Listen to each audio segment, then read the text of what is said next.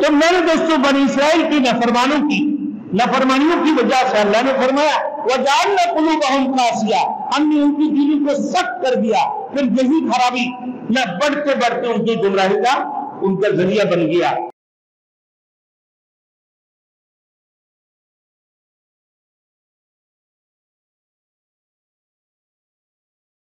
Thanks for watching. Don't forget to like, comment, share and subscribe to Maulana Habibullah Ruhani Official. اسی طریقے سے کثرت تکبر، حضور علیہ السلام کو کثرت جیسے سپر طاقت کے ساتھ بھی واسطہ بڑھے۔ رسول مقبول صلی اللہ علیہ وسلم تقریباً 7 ہجری کو پورے دنیا کی بادشاہوں کو اپنا خطوط بھیجے ہیں، ارسال کی ہے، اسلام کی بلندیت کے لیے اسلام کو دعوت دی۔ ان میں سے ایک خط کسرا ایران کی بادشاہ خسرو پرویز کو بھی بھیجا، اور اس خطوط کو لے کے جانے کے لیے خط کو عبداللہ بن حذیفہ رضی اللہ تعالیٰ عنہ کو بادشاہ کو پیش کیا، تو وہ پڑھ کر بڑے غصہ میں آ گیا۔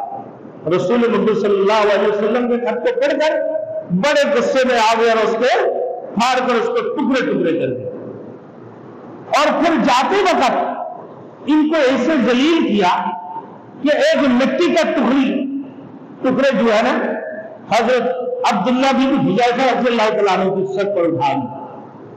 اپنے ساتھیوں کے پاس جب جا کر پہنچے، بڑے ذلیل آدمی تھے حضرت عبداللہ بن حذیفہ رضی اللہ تعالیٰ عنہ، وہ کہنے لگا آج ایران کی سرزمین میرے سر کے اوپر خسرو پرویز نے اٹھا دیا، ایران کی سرزمین کو خسرو پرویز نے میرے سر پر اٹھا دی۔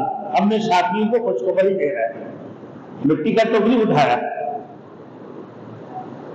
جب رسول مقبول صلی اللہ علیہ وسلم کے پاس یہ واقعہ پیش کیا، حضور صلی اللہ علیہ وسلم نے فرمایا کہ اس شخص نے میرے خط کو ٹکڑے ٹکڑے کیا، اللہ تعالیٰ اس کی سلطنت کو بھی پرا پرا کر دے گا۔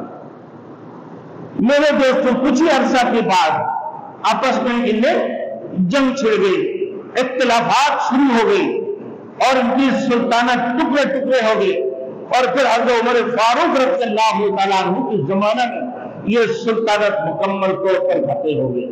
یہ تو اشارہ غزوہ احزاب میں اللہ رب العزت نے دے دیے جب جبرائیل امین تشریف لائے۔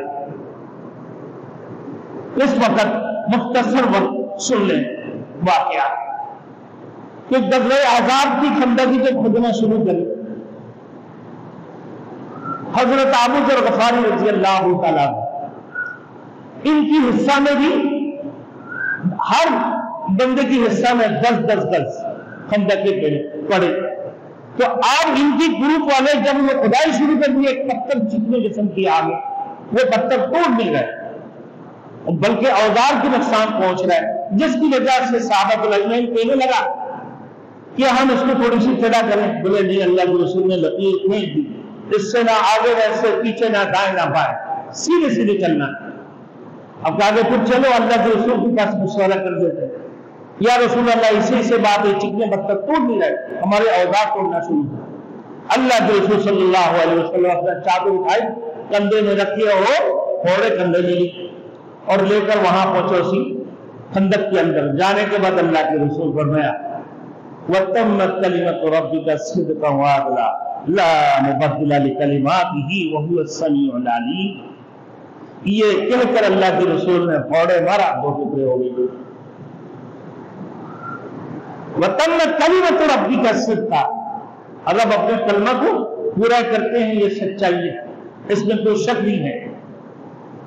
لا مبدل کلماتہ وہو السمیع العلیم، کوئی اس کو رد و بدل نہیں کر سکتے، کوئی اللہ سننے والے اور جاننے والے ہیں۔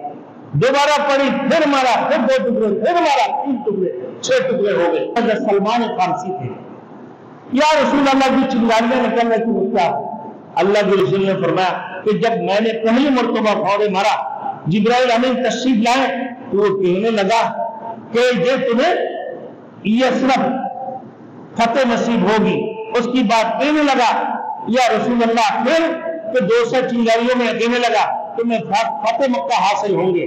پھر اس کی بعد کی چنگاریاں تھے کہا کہ روم کی عالیشان اور سرخ محلہ تمہیں حاصل ہوں گے. تو عمر فاروق رضی اللہ تعالیٰ عنہ کے دور میں وہ فتح حاصل ہوا. اب آئیے بنی اسرائیل. قوم موسیٰ علیہ السلام میں بڑی خرابی یہ تھی کہ وہ آپ نے نبی کے حکم کی تعمیل نہیں کرتے تھے بلکہ ٹال مٹال سے کام لیتے تھے.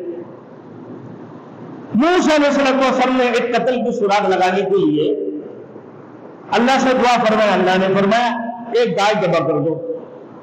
اور قوم موسیٰ کیا کہنے لگا گائے کیسے ہونا چاہیے, اس کی رنگ کیسے ہونا چاہیے, اس کی صورت کیسے ہونا چاہیے, وہ گبن ہو یا بغیر گبن کی ہو. اور اتنے سارے باتیں جتنے کہتے رہے اور موسیٰ علیہ السلام اتنے آگے بڑھاتے رہے اور اللہ اس کو اتنا ہی ہدایت اس کے لیے اتنا مشکل مرحلے ہو گئی. اب ایسے ایک ملا بھی آتے دیہاتی کے پاس کاشت کر کے یہ تو میرا ہے اور کہا کہ اس کی جتنے وزن ہے اس حساب سے ہم تمہیں سونا چاندی تول کر کے دے دیں گے. بڑھایا خود اپنی مرضی سے. یہ بنی اسرائیل کی یہودیوں کی عادت ہے. باقی گوشت کی ایک ٹکڑا اگر لگا دیتے جس کو قتل کیا مقتول کے پر تو وہ خود بخود بول دیتے کہ کس نے قتل کیا. اب اتنے سارے شرائط تم دیتے رہے اپنے مرضی سے. آگے دیکھیں, پہلے تو کہنے لگا کہ تم ہمیں ہمارے ساتھ مذاق کرتے ہو. بولے مذاق نہیں, یہ حقیقت ہے, یہ حقیقت ہے. اللہ نے فرمایا پھر بعد میں یقین بھی ہو گئے تو قسم بقسم کی بہانہ کرنا شروع کر دیا کہ جنما کیسے ہو, اس کی کلر کیسے ہو, اس کی رنگ کیسے ہو.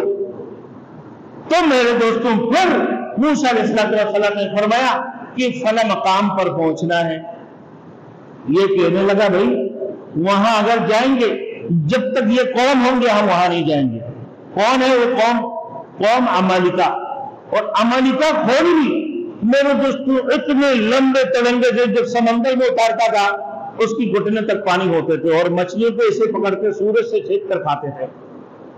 تو اسے قوم سے ان کو جہاد کرنا.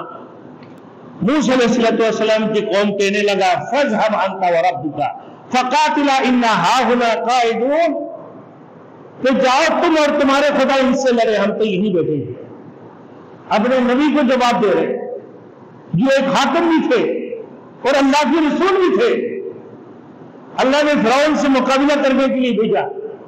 میرے دوستوں ان کی قوم کو فرعون سے آزاد کرانے کے لیے, لیکن یہ قوم اسے ڈیٹ ہے. یہ کہنے لگا کہ جب تک یہ عمالقہ کے قوم وہاں پر موجود ہوگا تب تک ہم وہاں نہیں جائیں گے. جاؤ تم اور تمہارے خدا جا کے اس سے لڑے. تو ان کی بہت بری خصلت, وہ اللہ کے کلام میں تعریف بھی کرتے تھے. یحرفون الکلم عن مواضعہ ویقولون سمعنا وعصینا. یہ لوگ کلمات کو ان کی مقامات سے بدل دیتے تھے اور کہتے تھے کہ ہم نے سن لیا اور نہیں مانا. موسیٰ علیہ السلام سے درخواست کیا ہمارے لیے کوئی قانون. یہ لوگ پھر یہ کہنے لگا کہ ہمارے لیے کوئی قانون بھی ہونا چاہیے, کوئی کتاب بھی ہو جس سے ہمیں ہدایت بھی ملے, ہم صحیح راستے پر بھی چلے. ہمارے لیے کوئی قانون ہونا چاہیے. جب اللہ سے درخواست کی موسیٰ نے, اللہ رب العزت نے فرمایا کہ جاؤ 40 دن کے اعتقاب لے لو کوہ طور میں جا کر. موسیٰ علیہ السلام نے 40 دن کی چلہ کرنے کے بعد اللہ نے موسیٰ علیہ السلام کو توحید عطا فرمایا. اپنے قوم کے پاس جب لے کر آئے بولے ہمیں کیا معلوم یہ اللہ کی کتاب ہے, اللہ کی قانون ہے, ہم تو نہیں کر رہے اسے. اللہ رب العزت نے وَرَفَعْنَا فَوْقَكُمُ الطُّورَ, بعض جگہ میں اسی لیے ہے کہ اللہ رب العزت نے ان کو آسمان کی آبر کو ان کے اوپر لا کے بٹھا دی کہ دیکھ گئی اب تمہیں ختم کر دیں گے. ماننا یا نہیں اس کو مضبوطی سے پکڑ لے اور اسی کے مطابق عمل کر, یہ تمہارے لیے کامیابی ہے. مانتا یا نہیں؟ بولا ہاں ہم مان رہے. یہ قوم ہے بنی اسرائیل, یہ یہودی. تو میرے دوستوں بنی اسرائیل کی نافرمانیوں کی وجہ سے اللہ نے فرمایا وَجَعَلْنَا قُلُوبَهُمْ قَاسِيَةً, ہم نے ان کی دلوں کو سخت کر دیا. پھر یہی خرابی نہ بڑھتے بڑھتے ان کی گمراہی کا ان کا ذریعہ بن گیا.